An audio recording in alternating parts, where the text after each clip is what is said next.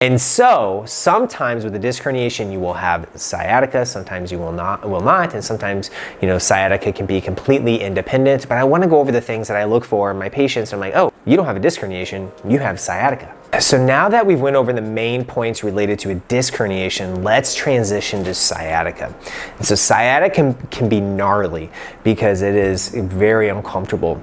But what's interesting about sciatica is that most of the time that my patients report to me that they're having pain, it is not in their back. And so that's a big distinction in that you don't have to have back pain with sciatica. In fact, it's really not something that I'm looking for. And when you're looking at the diagnostic criteria for sciatica, back pain typically is not on there. So that's an interesting thing to take away, is that your back pain may be independent of the sciatica and may not be related at all. And so when we're talking about sciatica, sciatica is a clinical diagnosis. So remember when I mentioned the MRI for back pain, now we're talking about sciatica, which does not rely on an MRI, and you don't have to have any type of imaging to diagnose sciatica. But you do need 3 things for sciatica. And sciatica has to include numbness and tingling in the leg or foot.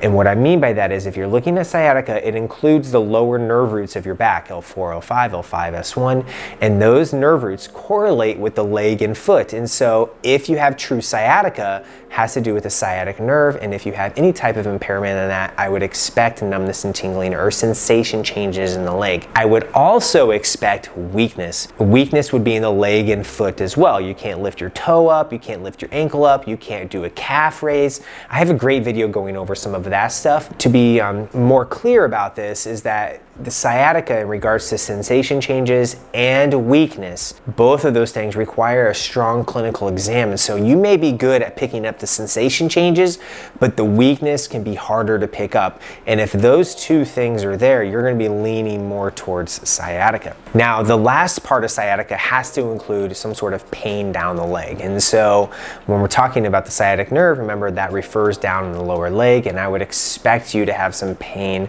or symptoms in the lower leg when we're talking about sciatica.